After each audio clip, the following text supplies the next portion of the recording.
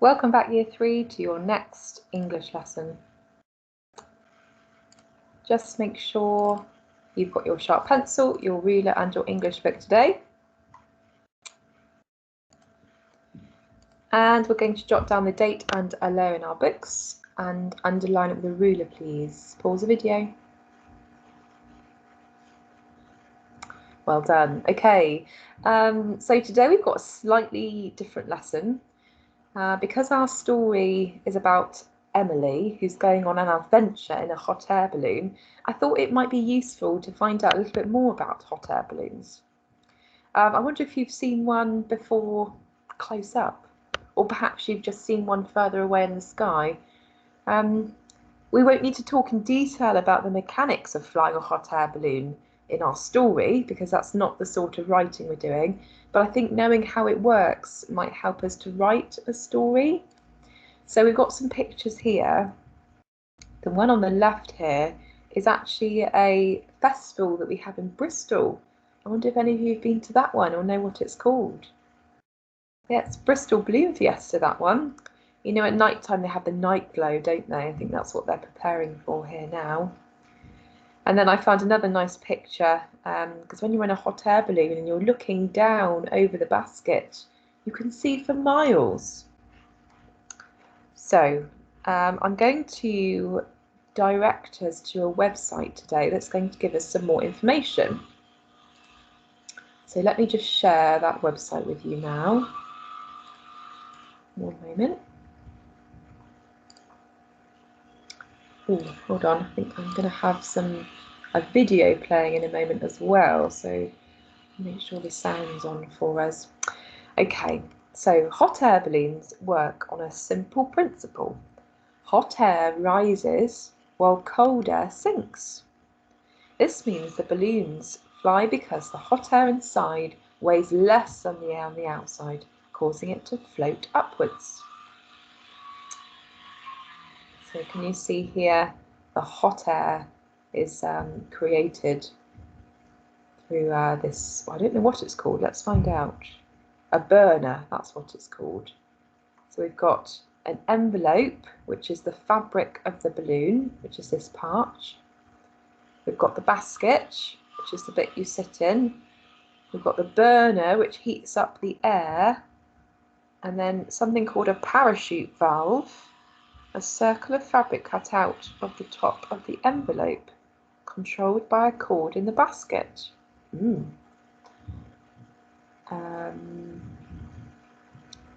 So, how do they rise and fall? When a pilot wants to make the balloon rise, they turn on the burner, which makes the air inside the envelope hotter. The hotter the air, the less it weighs, and the quicker the balloon will rise. So that's interesting. If our character in our story needs to quickly, get that air balloon going up and away, if there's a bit of a chase going on, then she's going to really need to get that burner going on quick, isn't she, to really get that balloon going. So that's interesting to know. When they want to go down, pilots either let the air cool naturally, so that's slowly coming down, or to speed up the process, let hot air out of the balloon by opening the parachute valve. That's interesting to know as well. To keep the balloon at a stable level, the pilot must use the burner at regular times during the flight to ensure the right amount of hot and cold air are present inside the envelope. So all the way through the balloon ride or journey, that's telling us that the pilot has to keep putting on the burner every so often to make sure that it stays in the air, and probably at the right height as well, I imagine. So let's find out a little bit more through this video.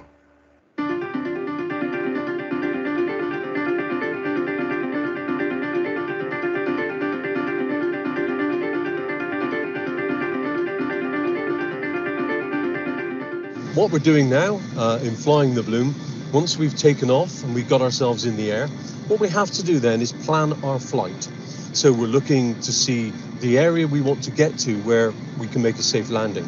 Now we do that by using the wind at different heights. So up higher at the moment, we're going more to the right, where down lower, we're going to the left. So we're keeping it at a level, so we're going in the direction we want to go to. And we use those winds at different heights to bring us into a safe place to land. We can't control it anywhere else because basically we're going where the wind's going. So what we do, we put the burner on every now and again to keep us flying level. So I'll just show you now. We'll put a 5-second burn in, and that will keep us flying level.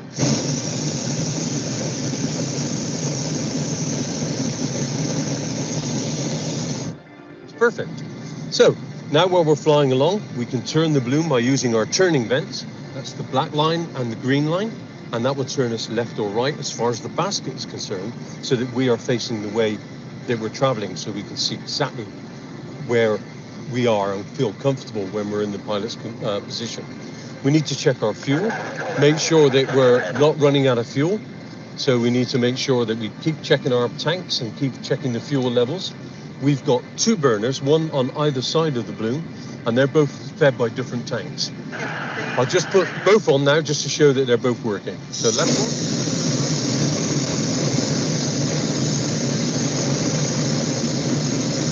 And the right one.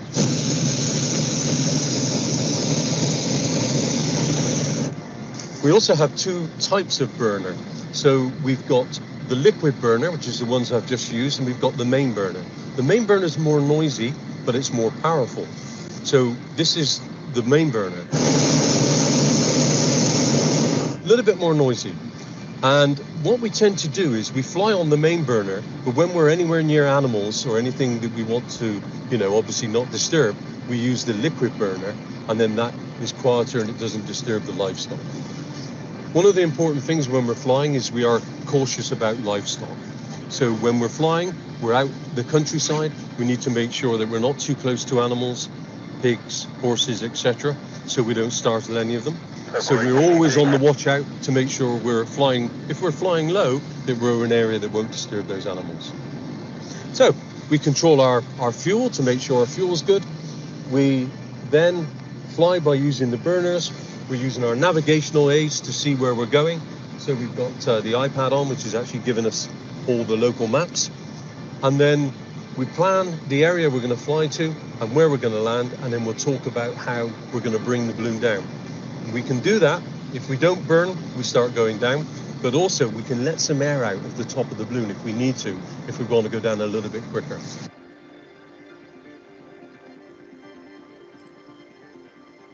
I hope you enjoyed that, everyone. That just gives us a little bit of an insight, doesn't it, into how the balloon works. I don't know if you spotted the view behind him. It was amazing. Being in a hot air balloon is really, really special. And I for one, have never been in one. But perhaps you know someone that has, but it's a really special moment. It's exhilarating, I imagine. To be able to see for miles around you on a clear day, I'm sure it has to be, but it must be incredible feeling. So that's what our character Emily is probably feeling and experiencing in her hot air balloon. Okay, we're going to use that knowledge just to help us with our story. But like I said before, we don't need to remember all those scientific names for a story. That wouldn't be the right sort of writing. But we can see she has got the burner here, look. Yes, that may or may not feature in your story, I suppose. So, how would you feel if you were in a hot air balloon?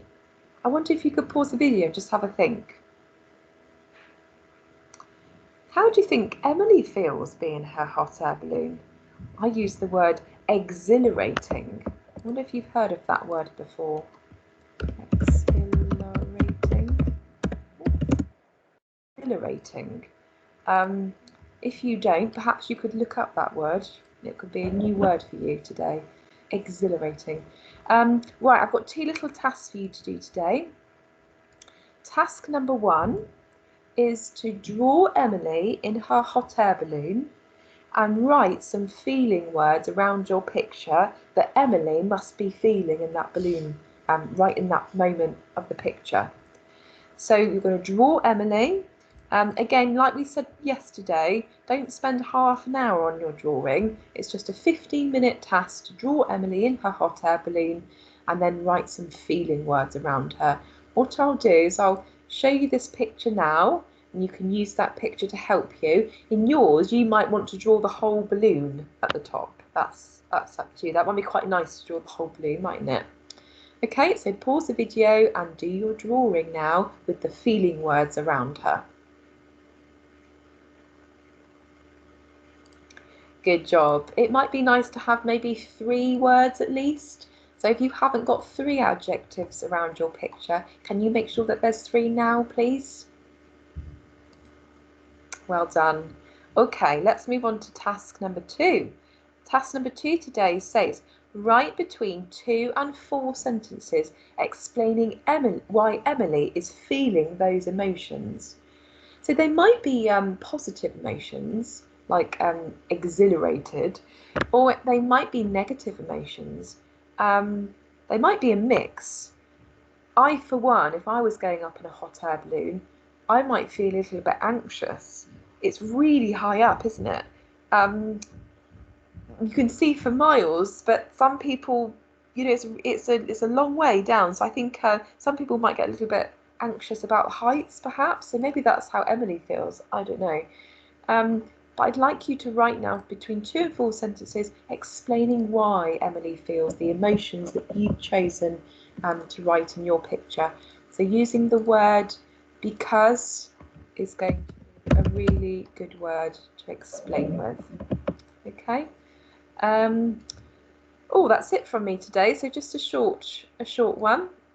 But do spend some time on these sentences and do some editing at the end just to check that they're definitely correct. Okay, great. I'll see you next time. Share on Dojo, please.